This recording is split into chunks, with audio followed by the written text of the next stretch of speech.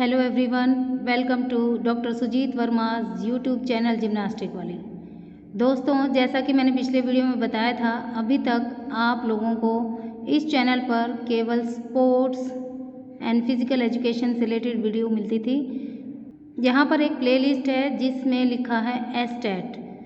ये series specially psychology estate से related मैं बना रही हूँ और आज की इस वीडियो में हम चर्चा करेंगे सीरीज़ बी के बारे में, जो कवर करेंगे chapter 3 and 4 from NCERT book, जो कि 11th स्टैंडर्ड के लिए है। तो चलिए शुरुआत करते हैं। Basis of human behaviour. सबसे पहले इन्होंने डिस्कस किया है बायोलॉजिकल बेसिस। हाँ दोस्तों, यहाँ मैं बताना चाहूँगी, आपको एनसीईआरटी की पूरी बुक पढ़ने की ज़रूरत नहीं है। आप जस्ट ये जो पॉइंट्स हैं, ये जो लाइन है, इम्पॉर्टेंट पॉइंट्स, इम्पॉर्टेंट लाइन जो भी हैं वो मैंने स्लाइड के रूप में बनाई है। उन्हीं से आप लोगों के 70% क्वेश्चंस आ जाएंगे। 30% जो भी आपका बचेगा उससे रिलेटेड मैं बीच बीच में एमसीक्यू डिस्कस करती रहूँगी, जो कि एजुकेशनल साइकोलॉजी से रिलेटेड होते हैं।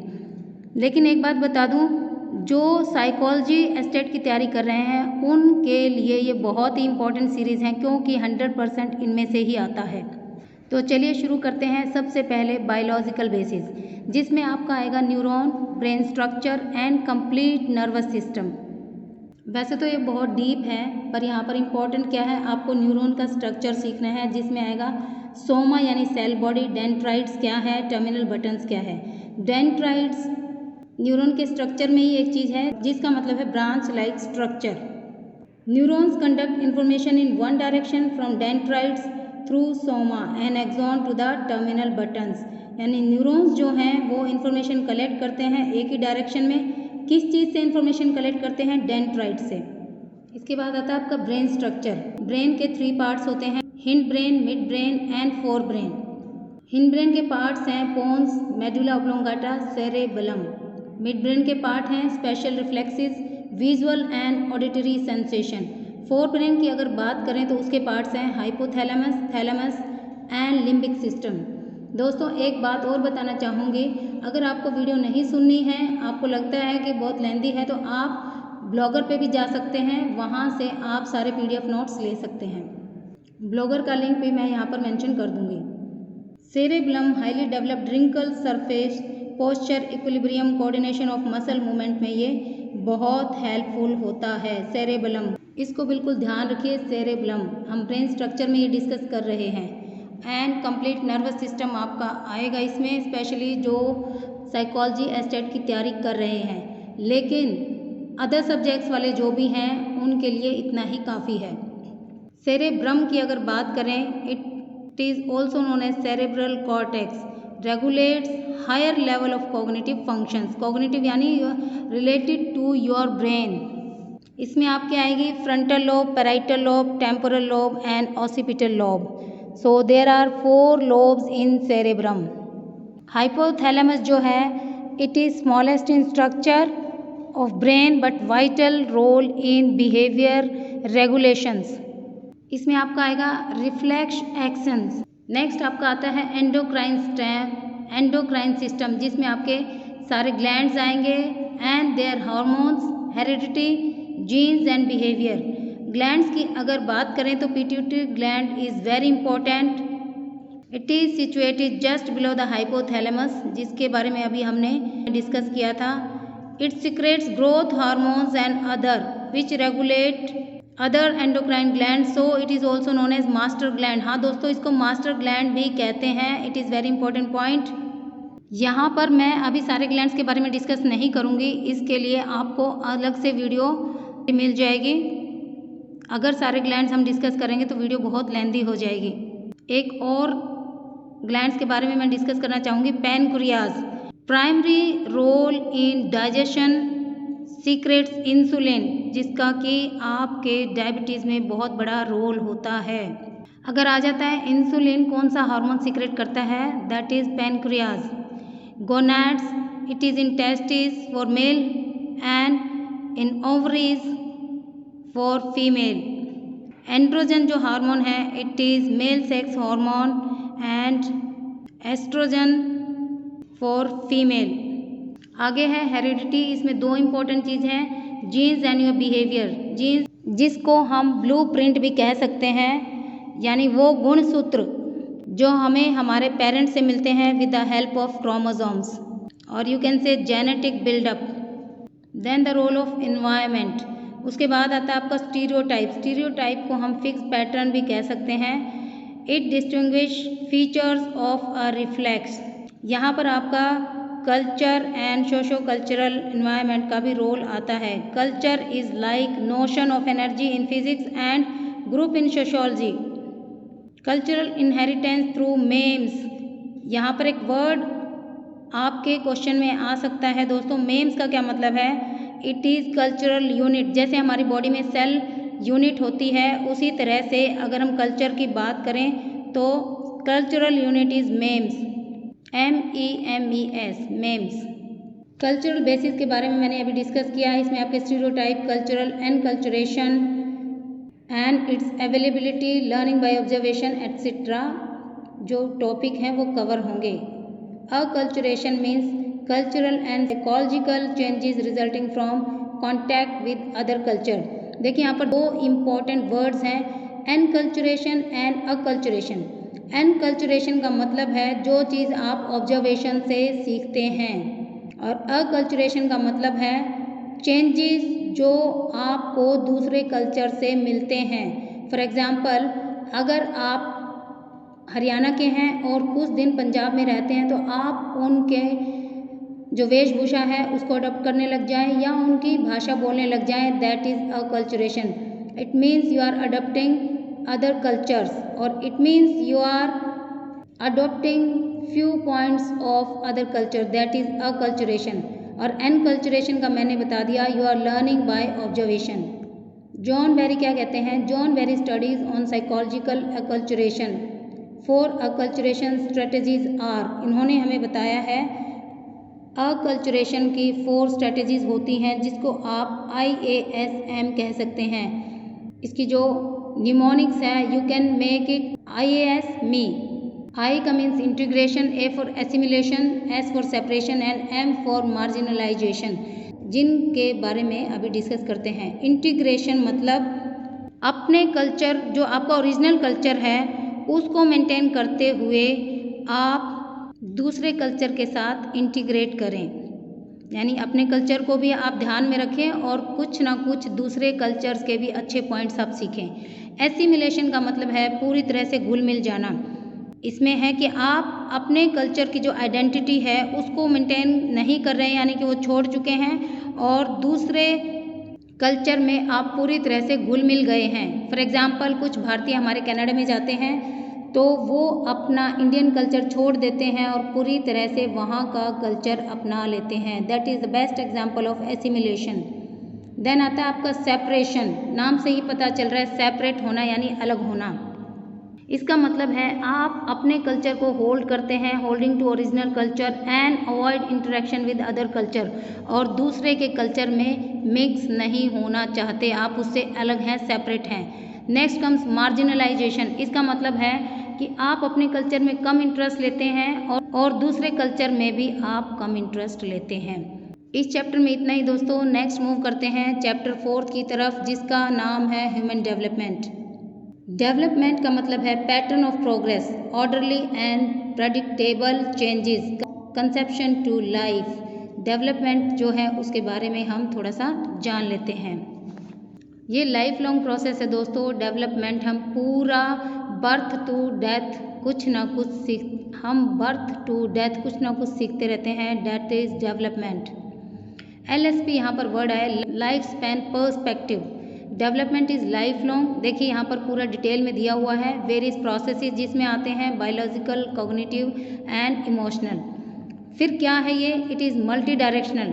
एक डायरेक्शनल में आपका डेवलपमेंट जो है एक डायरेक्शन में नहीं होता, it is multi directional. Highly plastic यानी कि फ्लेक्सिबल, कुछ भी आप अडॉप्ट कर सकते हैं, अपना सकते हैं। Influenced by historical conditions, concerned with number of disciplines, individual response and acts on context. Next आता है जीन्स, जिसके बारे में हम पहले चर्चा कर चुके हैं। Genes set limit and within that limit environment influences development. यानी कुछ लिमिट तो है लेकिन उसमें इन्वायरमेंट का भी काफ़ी हद तक रोल होता है। इसका मतलब है दोस्तों, जीन्स जो आपकी मिली हैं, गुणसूत्र आपके पेरेंट्स से मिले हैं, उसमें अगर थोड़ा सा इन्वायरमेंट का सपोर्ट मिल जाए तो आप बहुत अच्छा कर सकते हैं लाइफ में। Sandra scar 1992, environment provide by parents depends on their genetic predisposition. बहुत ही इंपॉर्टेंट लाइन है ये। आगे डिस्कस करते हैं यूरी ब्रॉन फैनब्रेनर्स। इसका एक क्वेश्चन आता ही आता है दोस्तों, इट्स वेरी इंपॉर्टेंट, ध्यान से सुनिएगा। इन्होंने कंटेक्सचुअल व्यू दिया है, role of environmental factors in development of an individual are 5। कौन कौन से 5 जो हैं इन्वायरमेंटल फैक्टर्स इन्होंने डेवलपमेंट में बताए हैं। सबसे पहले micro system, meso system, exo system, macro system and chrono system. Micro means सबसे छोटा, मीजो बीच का part, micro meso exo means बाहर। ये तीनों आप ध्यान रखिए। उसके बाद आपका आएगा बड़ा सिस्टम यानी macro system, then chrono system. Micro system means immediate environment और सेटिंग वेयर इंडिविजुअल लिव। जहाँ पर एक इंडिविजुअल रहता है वो उसका माइक्रो सिस्टम हो गया है, यानी कि आपकी family. Meso system relations between their context. Then exo system जो मैंने बाहर का बताया, events in social setting, no direct parts by child. यहाँ पर एक एग्जाम्पल है ट्रांसफ़र ऑफ वंस फादर, यानी कि अगर आपके पापा की मम्मी की ट्रांसफ़र हो जाती है, that is your exo system. आप उससे डायरेक्टली प्रभावित नहीं है पर कहीं ना कहीं तो उससे प्रभावित होंगे ही। Then comes macro system, culture in which individual live, जहाँ पर रहता है इंडिविजुअल। देखिए डायरेक्ट नहीं है बट मैक्रो, MSC, यहाँ पर C आ गया तो आप कीप इन माइंड कि macro, C means culture, culture जिससे वो इंडिविजुअल प्रभावित हो रहा है। देन आपका क्रोनो सिस्टम, क्रोनोलॉजिकल ऑर्डर होता है, यानी कि जिसमें कुछ इवेंट होते हैं, टाइम होता है, तो उसी से रिलेटेड है। Events in individuals life course and socio historical circumstances. कोई इवेंट्स अगर एक इंडिविजुअल को प्रभावित करते हैं, दैट इज़ क्रोनो सिस्टम। आगे चलते हैं, दुर्गानंद सिन्हा जी क्या कहते हैं। इकोलॉजिकल मॉड्यूल की ये बात करते हैं। 2 कंसेंट्रिक लेयर्स आर देयर। इनके अकॉर्डिंग 2 जो लेयर्स हैं उसकी इन्होंने बात की है, upper layer and surrounding layer. Upper layer जहाँ पर होम, स्कूल, पीयर ग्रुप आपके आते हैं, सराउंडिंग मतलब आपके चारों तरफ। इसमें क्या कहते हैं, general geographical environment, institutional setting by caste, class, general amenities available etcetera. यानी आपके जो स्कूल, होम, पीयर को छोड़कर जो भी आपका आएगा, that is your surrounding layer. Prenatal stage का भी यहाँ पर चर्चा की है। प्रीनेटल स्टेज के बारे में पढ़ते हैं आगे। Conception to birth and last for 40 weeks और 10 months affected by maternal characteristics. देखिए प्रीनेटल स्टेज आपकी होती है कंसेप्शन से लेकर जब तक डिलीवरी नहीं हो जाती, यानी कि 40 वीक्स और एक अप्रॉक्सीमेटली बात करें तो लगभग 10 मंथ्स। टेराटोजेंस एक वर्ड आया है जिसका मतलब है इन्वायरमेंटल एजेंट्स। ड्यूरिंग प्रेगनेंसी बच्चे पर इसका बहुत प्रभाव पड़ता है। और इन्फेंसी की बात करें तो new born develop most but not all brain cells and connections develop at rapid rate. Movements are governed by reflexes. Infancy की अगर हम बात करें that is up to 2 years, new born to 2 years, तो यहाँ पर सारे ब्रेन जो सेल्स हैं वो डेवलप नहीं होते हैं बट मैक्सिमम कनेक्शन जो हैं रैपिड रेट से डेवलप होते हैं।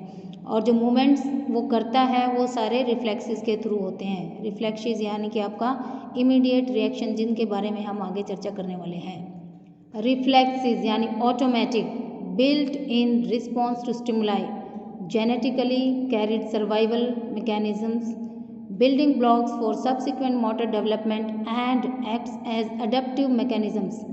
Example, coughing, blinking of your eyes, yawning, but some disappear with maturity like rooting, moro grass and Babinski. देखिए रिफ्लेक्स की अगर बात करें तो इसका एग्जाम्पल मैं आपको देती हूँ। आपके फेस की तरफ कोई चीज़ आती है तो सडनली आपकी आंखें बंद हो जाती हैं, यानी कि आप कुछ सोचे ना सोचे, उस चीज़ को समझे ना समझे, इमीडिएटली आपकी जो आंखें हैं वो बंद हो जाएंगी। That is reflex action. इसमें बात हुई है 4 तरह के रिफ्लेक्सेस की। रूटिंग, जिसमें बच्चा हेड टर्न करता है और माउथ को ओपन करता है। अगर आप उसके चिक्स को यानी गाल को टच करते हैं तो आप आसपास कोई भी छोटा बच्चा हो उसको ट्राई करिए। जैसे ही आप उसके चिक पर फिंगर लगाएंगे, टच करेंगे, वो लाड प्यार से अपना हेड टर्न करेगा या माउथ ओपन करेगा, आपको रिफ्लेक्स शो करेगा कि यस आई एम हैप्पी और सैड, मतलब अपने एक्सप्रेशन शो करेगा वो। ये जो एज है it disappears between 3 to 6 months। देन आता है आपका मोरो। लाउड नॉइस अगर होती है तो बच्चा डर से अपने आर्म्स और लेग्स बाहर की तरफ करता है, यानी कि आर्च वाली शेप होती है, और फिर एकदम से कुछ न कुछ ग्रास्प करने की, पकड़ने की कोशिश करता है। That age disappears between 6 to 7 months। Then comes grasp, कुछ पकड़ना, होल्ड करना, नाम से ही पता चल रहा है। ऑब्जेक्ट और फिंगर्स प्रेस्ड अगेंस्ट पाम, जैसे ही आप बच्चे को फिंगर दिखाते हैं तो वो उस फिंगर को पकड़ने की कोशिश करेगा। ये जो स्टेज है ग्रास्प वाली, वो 3 to 4 months में डिसअपियर हो जाती है और यू कैन से रिप्लेस्ड वॉलेंट्री ग्रास्पिंग। पहले तो अननोइंगली ग्रास्प करता है, लेकिन 3-4 months के बाद वो वॉलेंट्री अपनी इच्छा से ये ग्रास्पिंग वाली स्किल जो है सीख लेता है। Last stage is Babinski. Foot stroke, toe, fan out and curl 8 to 12 months में डिसअपियर हो जाती है। जैसे ही आप किसी बच्चे के पैर के नीचे यानी तलवे पर कोई हाथ लगाएंगे या स्क्रैच करेंगे तो अपना पैर बाहर की तरफ स्ट्रेच करके फिर अंदर की तरफ वो इसको होल्ड करता है। These stages are very important especially for psychology students. Vision improve by 6 months and about first year. Same vision as adult 20/20. Distinguish between red and white but color deficient and full develops by 3 months. देखिए हम बोलते हैं कि बच्चे के room में बड़े dark colour लगाने चाहिए, तो अब ध्यान से सुनिए। जनरली जो बच्चा है कलर डेफिशिएंट होता है और इस एज के बाद अगर वो आइडेंटिफाई करता है तो सबसे पहले रेड एंड वाइट कलर को आइडेंटिफाई करता है। And fully developed by 3 months। लेकिन बच्चे का जो 6 months तक जो विज़न है it improves 20/20।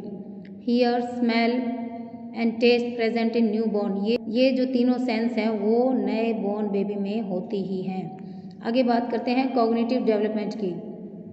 First 2 years experiences the world through senses, यानी कि पहले 2 साल बच्चा जो भी एक्सपीरियंस करता है वो सेंसेस के द्वारा एक्सपीरियंस करता है। New born lives in present. What is out of sight is out of mind. मेरे प्रीवियस वीडियो में भी मैंने इसके बारे में डिस्कस किया है। न्यू बॉर्न जो है वो प्रेजेंट में रहते हैं। उनकी आंखों से कोई चीज़ ओझल हो जाती है तो वो सोचते हैं कि ये दुनिया में ही नहीं, ये चीज़ ख़त्म हो गई है। इसका एग्जाम्पल मैं बताती हूँ। कई बार हम बच्चे को कुछ दिखा के पीछे छुपा लेते हैं और क्या बोलते हैं, कोको ले गई, है ना। बच्चा सोचता है ये चीज़ है ही नहीं। They are very innocent.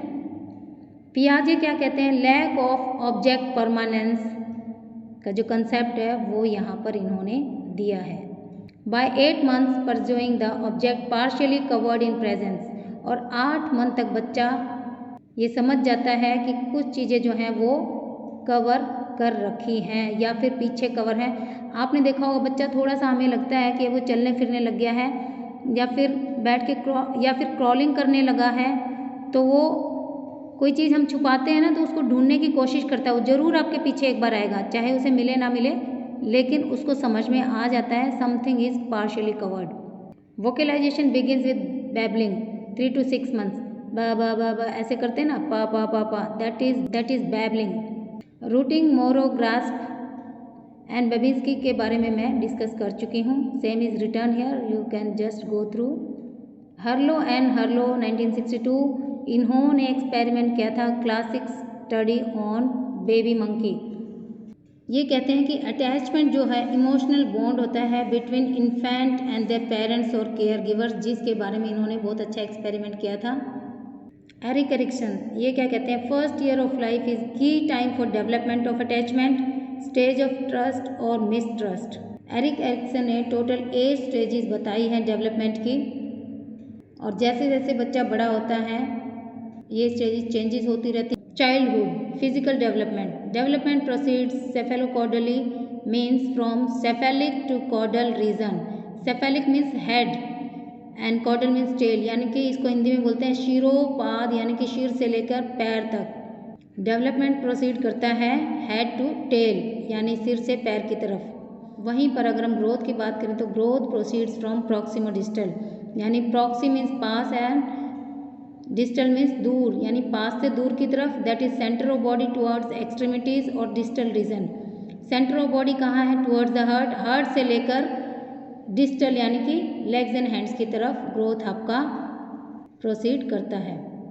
3 years hop jump and running बच्चा सीख जाता है। Build blocks, pick objects with 4 fingers and thumb. 4 years में बच्चा क्या सीखता है? Climb up and down stairs, 1 foot, fit jigsaw puzzle etcetera solve करना सीख जाता है। 5 साल की अगर हम बात करें तो hard run, enjoy races, body all coordinate with eye movement etcetera.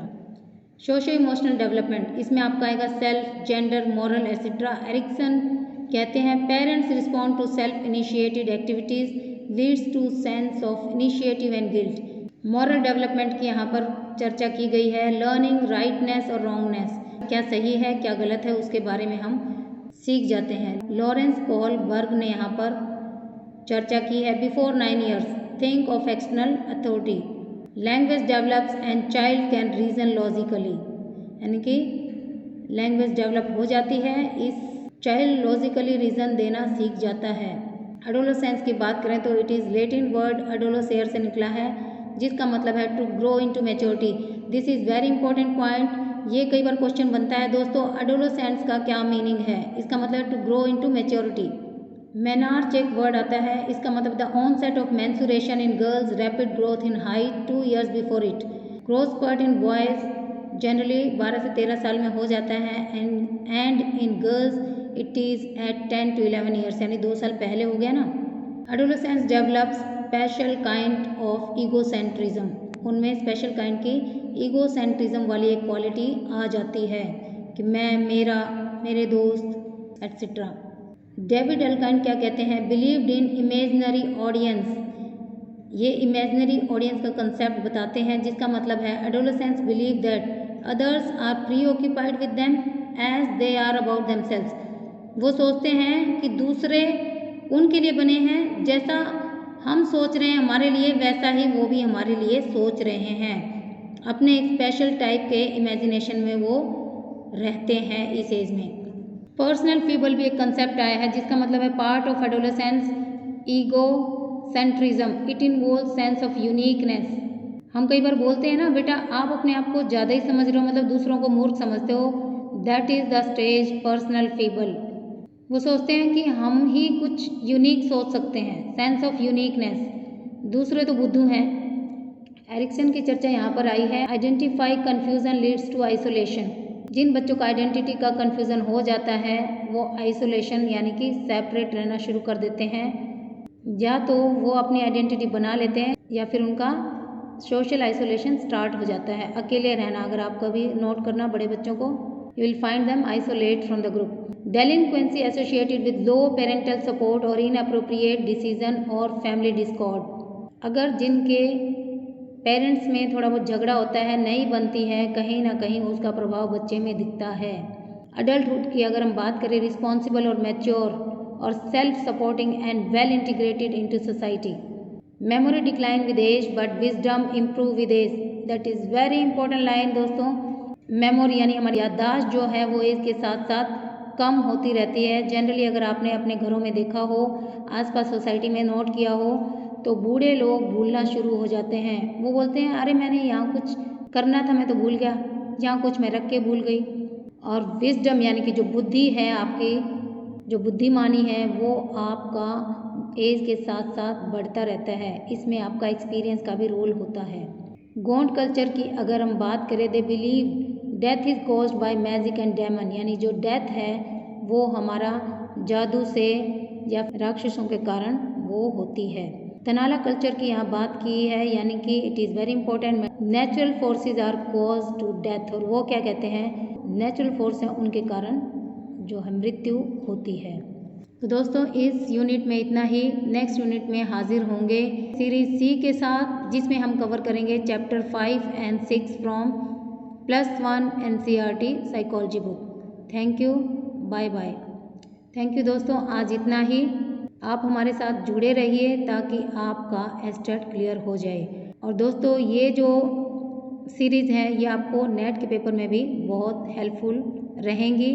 और जो सब्सक्राइबर +1 +2 साइकोलॉजी के हैं उनके लिए तो ये बहुत ही अच्छी यूनिट है।